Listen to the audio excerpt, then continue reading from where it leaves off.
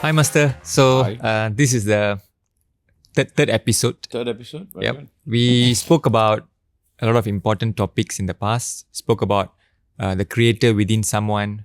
How do someone become conscious and unconscious? Today, I came across a thought after understanding that you too can be a creator. I think a lot of people are actually struggling with motivation.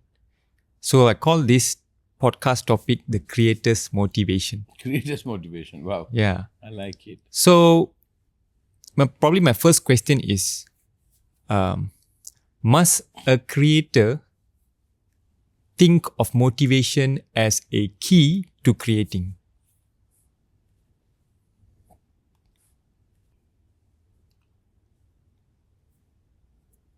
Almost like you're asking, should there be a motive to create? Or how are you asking? No, why I'm asking that because I realized after going through the creation process, one of the conditions that's very crucial is to have a happy frame of mind, and that eliminated my need for motivation. Very good. So, but before that, probably I was a motivation junkie, trying to be motivated, listening to someone, and then being on the path of creating. Suddenly, when something happens, I lose motivation, and things like that. So, I think a lot of people are just stuck in the loop of motivation. No, I think the first thing you must understand is a very, very big topic. Motivation is a very big topic.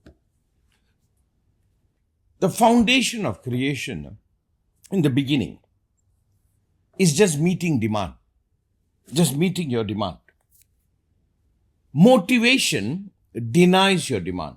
Motive means you have a mind behind it. When there is a mind behind anything, there's a relief to it. So, relief cannot be creation. Creation must be something I want to uphold, live out, be as, and live through. Actually, be as means something else, right? It's bullshit, right? Become that slowly. Motive is I'm doing something for something. So whenever I do something for something, it's always in the realm of relief. And relief is not a creation. So all motivation, I'm generalizing it, all motivation is a relief driven. Right? I want to have a relationship. My motive is not to be alone. Or my motive is I don't want to be someone without a relationship. Then you just feed the motive. It's not a creation. Creation is a celebration of upholding something. But in order to understand this, I divert a little bit. We were discussing just now. Our idea of success is nonsensical. No?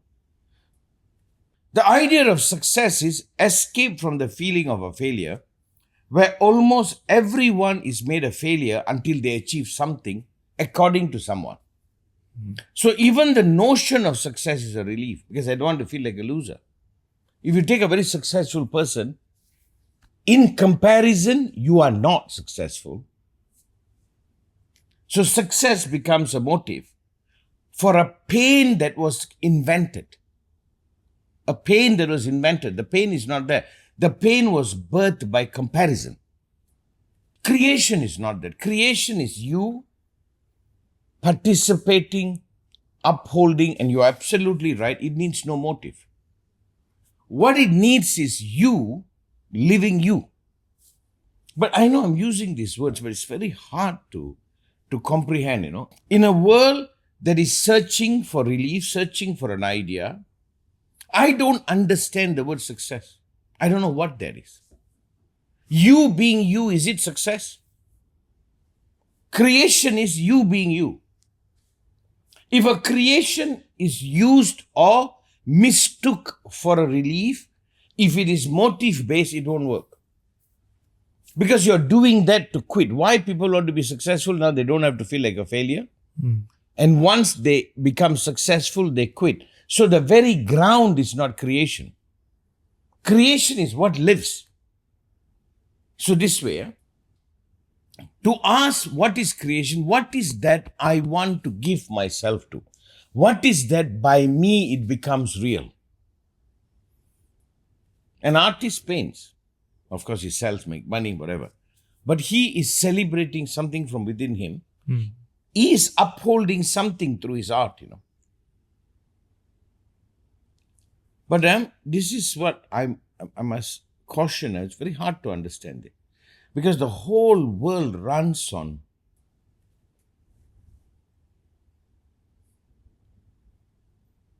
from abuse. I have a Ferrari. You see me, you feel like you don't have. Why do you want a Ferrari? What is the point owning a Ferrari if everybody has a Ferrari? I want to own something to make you feel you don't have. Then I feel I have something more than you have. I am more than you. You are less. And the moment you become less, you feel like a failure. The reflection of the less is I'm successful. Creation is like what you said, Logesh. Absolutely. You don't need motive. I will begin with this. What is your demand? What is your demand? What is the living demand? Certain people say, I want to make $1 billion. I say, is there a demand for $1 billion? Let me put it this way. Let's study one of the demand. One of the demand is you must be in a place life lets you out. Right now you work to feed you. You work to survive. We are enslaved, sir. The first time I started teaching creation was for the reason for you to get out of this trap. Now you can live your heart out. Now you can be a free person. That's not a motivation, sir. That's a demand. Do you have a demand to be a free person? Free. How many people you think go to work because they want to? They have to. They feed the family. My discovery or the journey towards waking up to creation is that I want to see a free society. A society that's out of this grip. That you are freed. Now I can wake up and do what my heart tells. I can act as a free person. It's not about the notion of the success in the world. Notion of success is an abuse towards you. If Elon Musk has billions of dollars, good for him. It's nothing to do with me. To say he is successful, I don't know what you're talking about. I don't know whether he is free. Right? He might need $1 billion to survive every year. I don't need, that's not my demand. He's in a bigger trouble than I am. So the first thing, I'm not sure whether I'm answering your question, Logesh, but we go into this. The first demand that I think the science of creation places to find a way out of life. See, when Master started this, I wanted space to meditate. I was not interested in anything of the, not really, I was out, I'm done. So I needed to go and do what I needed to do to sit and be with myself. So I needed to be free from life. If I don't have that mastery of creation, this life will not let me out. Then I have to go work somewhere. I have to go answer a boss. I have to do this. Not that I'm against it. But it just didn't work for me. I needed to be free. This is jokingly I tell my students, I said, I don't do very well as a captive. I needed to be free. And in order to be free, I needed to have mastery over what unfolds. Just follow these steps. Okay. I needed to have mastery of what unfolds. And in order to have mastery over what unfolded, I needed to look at me. I needed to see how I am participating in all to unfold. And in that I discovered, oh my God, I am a key player in what happens around me. That means it is up to me to act in a way I master what unfolds. The moment I had some degree of mastery in what unfolded, I created a life in which I could be free. Like I can stop work and sit and meditate or do whatever I need to do by myself for years. I can a few years, probably. So I had this terminology, I always ask people, how many years have you bought? People say, what are you talking about? I said, how much money you have, how much security you have, that how many years can you be without working? Jokingly, I'll tell a lot of my people, I said, at least have 10 years. That you have enough stability, 10 years you don't have to work. And you have 10 years to get your act together if something goes wrong. You understand? So if there is a word motive, that motive was from a demand, I needed to be freed. If not, I'm going to be enslaved. And that demand to be free gave birth to this truth called creation, the science of creation. And the science of creation is about discovering how I am playing a role in everything that is unfolding. And the moment I had a grasp over how I am playing a role, I'm not saying everything that is happening is directly related to me, but I can see the majority of what happens something to do with me. Now, watch this out.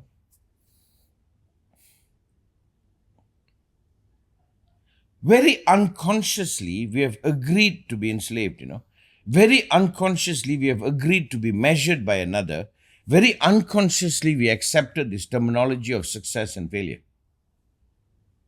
And by that, you are creating that reality. And then you abort meeting your living challenge. Now you're running after this idea very unconsciously and lose your entire life chasing this idea of success based on the wound of comparison that somebody made you a failure, then you are doing it. So when you say them, they no need motive. Yep. I think the essence of creation is love, but that's another subject. But I will say this much. Creation begins, what is the demand? And I'm telling you, one of the demand is you need to be free. Not enslaved. There are people who I know own millions and billions and all that, but they're not free. I said, then what kind of success are you having? He's not free. That which he created didn't liberate him, more so enslaved him. He created an image, the image trapped him.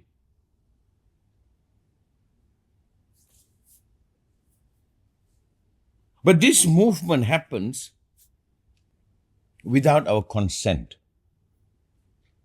So I'm in agreement with you. Sorry for going on so long. Oh, Master. So, I mean, this topic is actually, after what you say, it's very enlightening because for those who are thinking that they are creating, and when motivation is what they think is they need, and then when they lose it and all that, that means they're not living their demand. No. That is why. So it's a way to catch you. Are you truly creating? Creating or not? Very good. Very good. They can use the word I'm creating, but they are not. They are not creating. They are reacting. Okay, I go into this. Creation is when I'm not triggered by the outside. It is me to me, for me, meeting what I need. In Indian, there's a saying, Martha vechavan thanni uttu. Very beautiful saying. My grandmother will say. He said, the one who put the tree will give the rain. Because there's a demand. The tree needs water, and the moment the demand is there, the rain will come. There's one little secret, if you can get it. If you can sit with your demand, it happens. You see, and there was a demand for us to look the way we look, where the nose and the mouth must be close to each other, the eyes. I see the food, I smell the food, I eat the food. Ears, no need. Ears are listening to the sight to see whether there's anything coming to eat me or not. Have you watched almost everything in the world is birthed out of a demand? The bird can fly. The other day, I don't know what's the name of the bird. It like almost 360 days or 350 days, it stays on air. It even sleeps in the air. There's a demand for it to just stay up there, never come down. It only comes down once in a while. And it created the perfect scenario, perfect structure for it to survive up there. Are you kidding me? So can I say, I don't know whether the word demand is the right word, but we use it for now. Life is a byproduct of a demand. We are the third planet from the sun. Our distance from the sun and to the other planet is so exact. Even if it moves a little bit to this side or that side, Earth cannot exist. It is so precise, it's unbelievable. Then we needed a moon. A moon happened later to stabilize the Earth. It is like the stabilizing rod. A perfect scenario happened for life to happen, And there must have been a demand, and I'm not going to speculate on the demand. And after that, everything that happened was a demand. It's just a demand. I think as we grow older and people die, there's a demand. Because if not, the new doesn't have a chance. So now, whenever there is a motive, you are not confronting your demand. And the tip, if you can sit with your demand, life arranges itself. That's the beginning of creation. But when you are lost to motive, you don't know your demand. Like sometimes somebody says, I want to be successful. Do you know what's the demand? You need a good job, a good boss.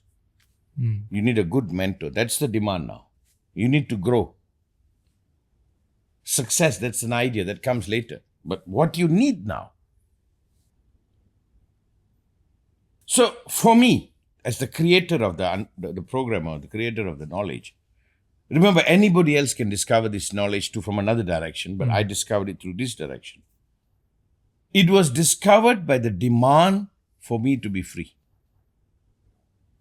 For me not to be enslaved. Like let's say, some of you, I need a job, I need a business. What is the demand? You need to pour your heart out. You need something to spend you. You need something to live your life out. Because this energy that you have alive needs a means to be spent. So we begin by this, it's not a motive, it's a demand.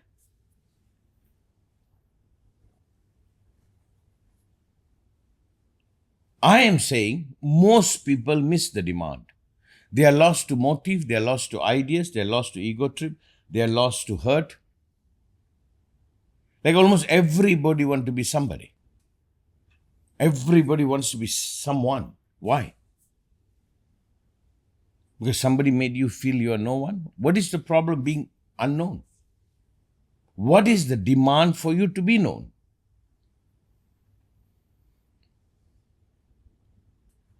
Being poetic, I think this universe happened because there's a demand for us to come into being. There was a demand. What is the demand? I cannot speculate. But there was a demand for you and I to be here. It was not a motive of any kind. There was a demand. It means there's an actual functionality of me. That I'm here fulfilling something known, unknown to me.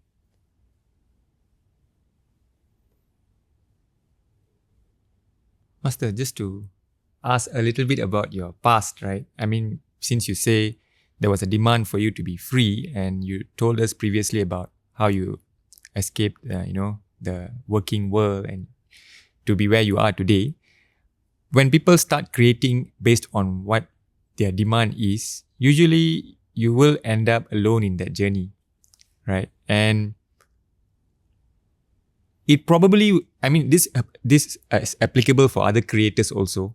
So the safer thing is like to go with what's the norm. Maybe at your time, there were a lot of people going into professions, and I think things were booming in terms of professions and working and all that. Right. You going into the entrepreneurial part was probably going to be a very lonely journey. Very. And will that affect your sense of fulfilling your demand and creating? No, I think, to be honest, to be completely open about it, if I could have survived going into a profession or something, I would have. I just could not. So there was the demand to be free was too much. The demand not to go under an ideology was too much for me. And I think the success happened in regards to meeting that demand was, I bowed to the demand. I had to do this. There was no choice. If I had a choice, I probably would have taken the safer route. I would have gone with everybody else. I just could not do it. The demand was too overwhelming for me. I felt, nah. Then everything became easy, It felt like, I'm just going to be poetic with you, it's like I was in the palm of God. Like I was guided, Now when I look back at my life, and sometimes I tell the story, it feels like a myth. Like one thing led to another, at the right time, right thing happened. So I will not consider myself successful. I'll consider myself someone who successfully bowed to his demand, didn't escape it. And then the rest unfolded very naturally. Of course, I worked, I dedicated, I knew what was important to me. I didn't lose my energy into false things. But it was more of a happening. Now, let me inject something. Creation is not only doing, it's also participating in the happening. I've been some of the blessed person. No? Almost what I need before I needed it showed up.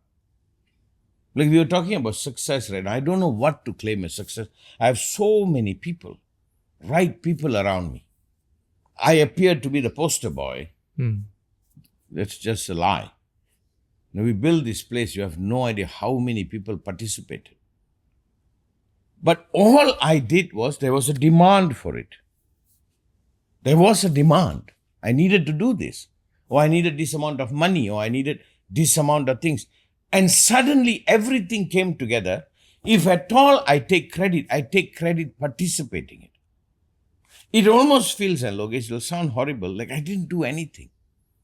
I just participated. I just danced with that music and everything unfolded beyond my expectation.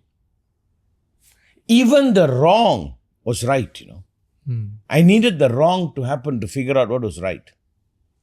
So for me to claim I did, it will be false. I wrote one book called Avatut Gita. It's about 1,000 pages.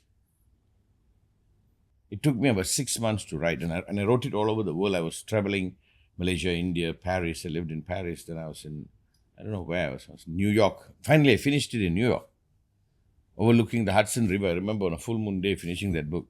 It's an epic book. It's a big book. It's very, very few people will attempt on a particular scripture. Oh, somebody said, oh my God, you did it. I said, not really, no. I participated. It happened. But there was a demand to write it, and I bowed to it. There was a demand for it to happen. Of course, I did. I'm the one who sat down and wrote 8 hours a day. But to reach that, starting to write, I think I waited 3 months. I remember owning the computer and just sitting. Gita always says, not writing yet? No, not happening. Almost had to wait 3 months. And suddenly one day, and you know what was the 3 months? Me meeting the demand. When there was no more option, I had to do this. Everything unfolded. And I think I participated in the creation to come to pass. Now, on a different state, this is not my creation. It is what had to happen that I participated. So there's 2 levels. One, my demand.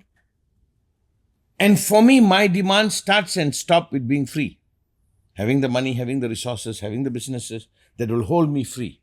The second was, at least according to me, I'm meeting the demand of that moment. I'm meeting the greater demand, so to say.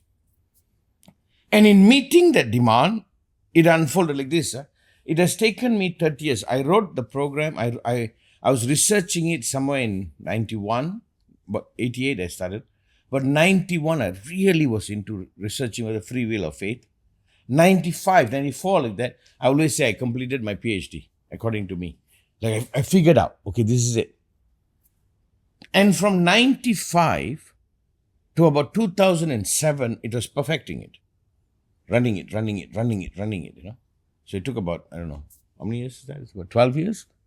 12 years it took. And from 2007 till now, about 18 years, it has been like maturing it, like putting it to the test. Even though I think many, many thousands of people did the program, which has incredible result depending on where they are at.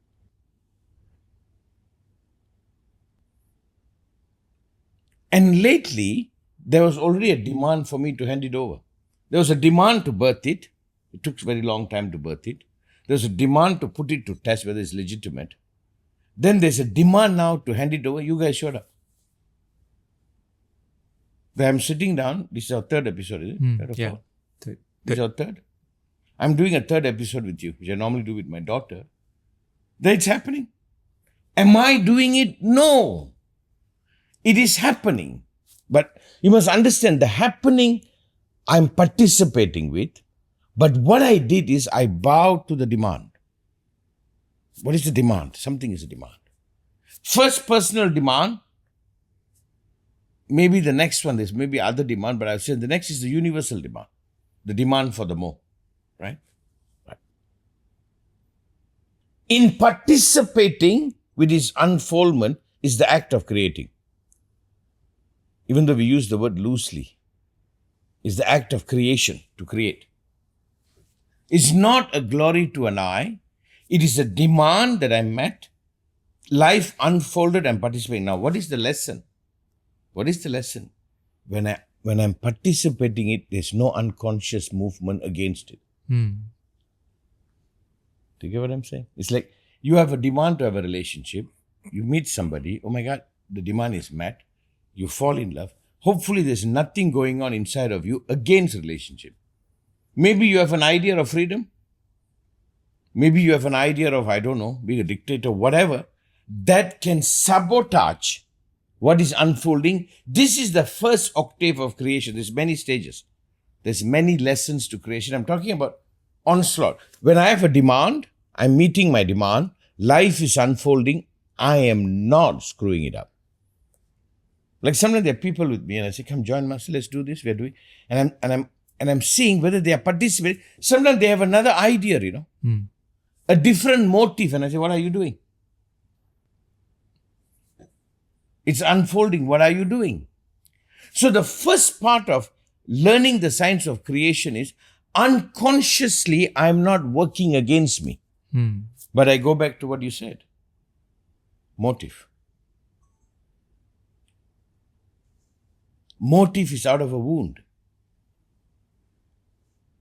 Somebody made me feel like a loser. I want to be a winner. Now I'm using everything to feel like a winner, but actually I'm using everything to make other people feel less so I can feel like a winner. Now you are betraying the creation. To me, I don't want to talk about spirituality and all that. All creation is the creation of the more. All creation is being part of the more. It has to be. Because someday I leave my creation behind. So it cannot be for me. It's for all. But for the beginner student, these are the students I'm looking for. These are the students we must look for. People who want to be freed. Why you do what you are doing, I think. It's not only to make money. You want to be freed. You want to get out of the rat race. You do not want to be determined by another. Maybe all of you have the base demand I had. I'm sure there's other demand too, right? My demand, I wanted to be free. I wanted to do something because I want to do, not because I have to do. I want to smile at you because I want to smile at you, not because I have to smile at you, because my future is going to be determined by you. So maybe for the student, Logesha, what is your demand in your life? The faith is when a demand is met, life unfolds. Hopefully, you are faithful to the unfoldment. There is the first action is the action of sin beyond unconsciousness. Because we don't know unconsciously what you're doing.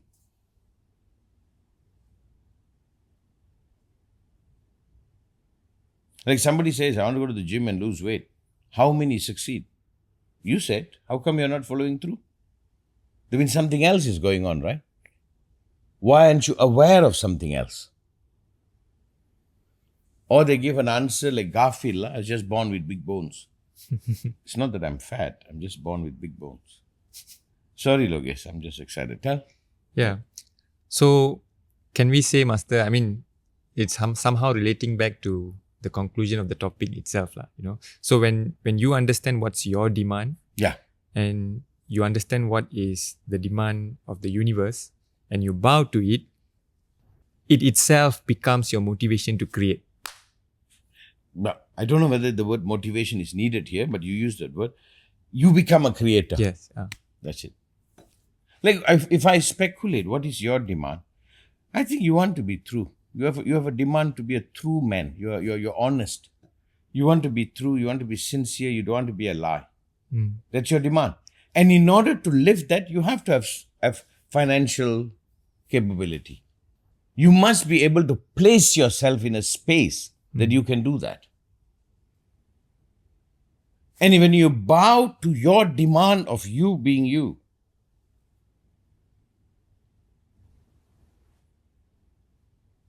like maybe for you, Tim, your demand is to be unlimited because Tim can think things that most people cannot think. Yeah. He is the guy who will think of things. I go like, wow, how did you thought of that? Maybe that's your demand. But start basic. There's a very beautiful Zen master saying, say, when hungry, I eat. When tired, I sleep. Fools laugh at me, but the wise understand. They're talking about this knowledge, But the study begins by first detecting my own unconsciousness, detecting how I am swaying away, how I use something for another means to an end, that I become not two. Right? That it is not motive driven. Yep. Like Immanuel Kant has said, very beautifully, this is something worth quoting. From his direction, in the East we have known this. He said, human beings should not be a means to an end. That means you must not just be to fulfill my motive. In the East, that is celebrated. No? We look at people like this. You're just not a means to an end. I tell a story, see whether it makes sense to you. There's a particular master, like a wandering monk, He passes by a village and people recognize him as a master, as a monk. They run up to him and said, can you help? Can you help? He said, what is the help you need? He said, my town, this village has no rain for the last 3 years. So we are struggling. There's no crops. We are almost in a bad place. Can you help to make rain happen? Can you help? He said, build me a small hut and leave me there for 3 days.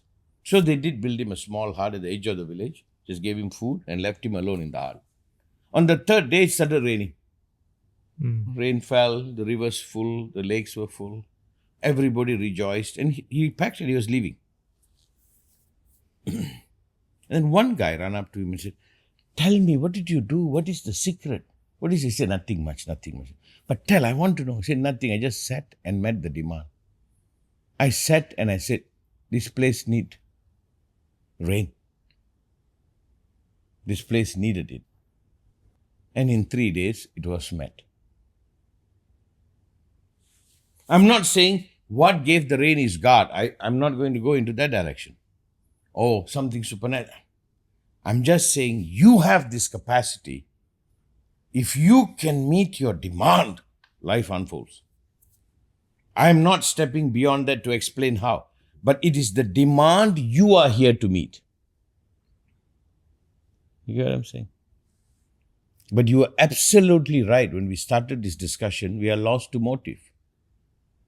For nothing, they make you a loser. Nowadays, have you seen this boy? He's 27 years old and he's bald. Or at least he shaved his head off. We don't even see people without hair. In my time, my hometown, there was 2 bald guys and their nickname is Bald Head. We could see them bald. Have you noticed now you don't see somebody walk in who shaved his head, you don't go, oh my God, you're bald. That means the feeling of being bald was created, right? That you should have hair, you don't have hair, that's why I see you bald. I was wondering that there's so many boys, young fellas come all head shaven and tattooed on the head and all that, and you look at them, you don't even notice it.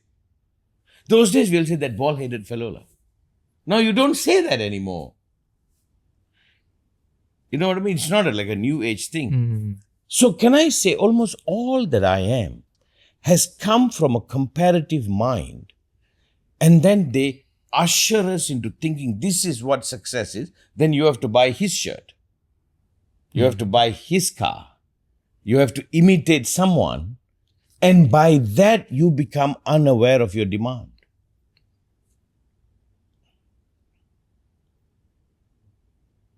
A tree will have enough branches and leaves to meet its demand. If he starts comparing it with another tree that has more leaf, this tree wants to have as much leaf as that tree, this tree would collapse. It gives enough fruit to extend itself. So the idea of success is one of the greatest violence created by egocentric people to make them feel they have something by making you feel you don't have. Mm. I remember buying my Bentley and coming into the house one day. A couple of the guys who lived there, who I know, were looking at it and said, wow. I said, no, don't buy it. I said, no, made a mistake. Even though I'm saying it for some other reason, I'm like, you have no idea how much it costs. You have no idea how much gas it takes. You don't have no idea how much repair. Don't even compare it. I look at you, I feel jealous. It's a nice car. In my case, it has a demand for whatever demand it has. It plays a role. Other than that, nah. Why you want to have it? Why you want to have it? It's like owning a private plane. I'm trying to set up a small, private plane for my students to travel. But as I was talking about it, I was thinking, wow, how comfortable it is just to take the normal airline. Here you have so many other headaches, You have to have captains and you have to have parking and you have to have maintenance. And I'm like, maybe just taking the normal airline, just upgrading to business class or premium economy or something might be a better game plan than this. But in this case, it has a financial logic to it too. Mm-hmm. So now, could it be motive is something that is birthed?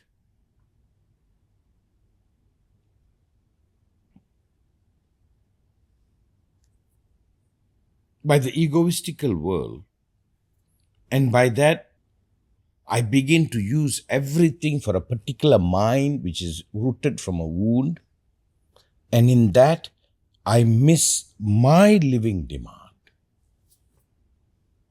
Like your demand is to meet someone you can love. But let's say you miss the demand, you want to have a girl or a boy to show off. Mm. And that is not to feel like a loser. I have the best looking boy or best looking girl in the room with me. By that, you betrayed you. And this is just an ego trip. So maybe what we can rest today, Logesh, and you're absolutely right. Like you said, I don't need a motive anymore. Mm. I can just meet my demand, celebrate me, and meet my life. That's one of the things I worry about teaching this law of creation is, it might be a tool to feed the wound. I'm saying it won't work. Mm. It's a truth of bowing to your demand and holding yourself in a way you don't betray the unfoldment of your demand that is lost to a motive. And I think everybody must figure out what is their demand. Mine was I needed to be free. I needed to be jobless. I needed to be bossless. I think so. I needed to have time for myself. I wanted to meditate. I wanted to sit and be with me. I wanted to live a simple life. That was my demand. Because maybe such a simple man or simple mind is the one can write the Avadhuta Gita or the scriptures that I write. It needed a free man to look at it.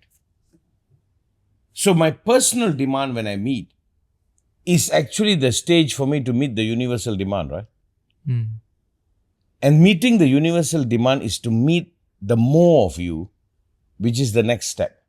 So we start by saying creation, the study of the science of creation, which is at least 4 level deep. You can go as deep as you want, 4 to 6 level deep. But the first 2 levels is you can meet your demand and you have woken up to your demand. It's like I have a pediatric doctor with me. Like they know at 1 year old what the child must have, 2 years old what they must have, right? At 26 years old must be interested in girl. That's part of the psychological demand, Kugan. So, yes. I asked him, do you have a girlfriend? He said, no. I'm like, what are you doing, man? It's a demand at 26. I'm making it up.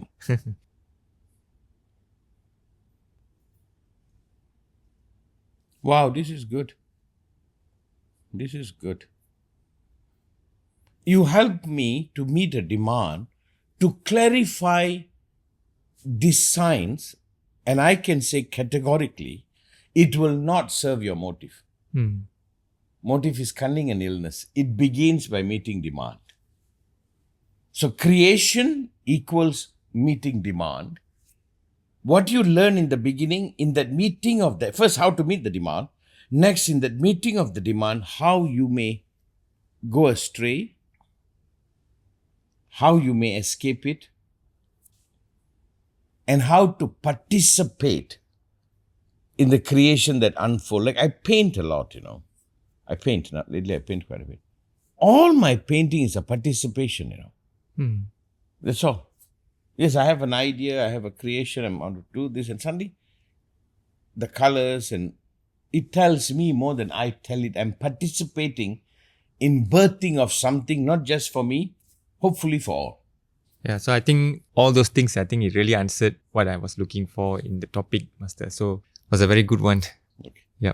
I'll say this in location. You are helping Master do this, I think we should have more dialogue because I need to clarify this more. There are many nuances that has to be put down. And I think I think this is good because it helps to direct the way you view it, And I think this is good. I think we met the demand today. Well done. Thank you, Master. It's so good.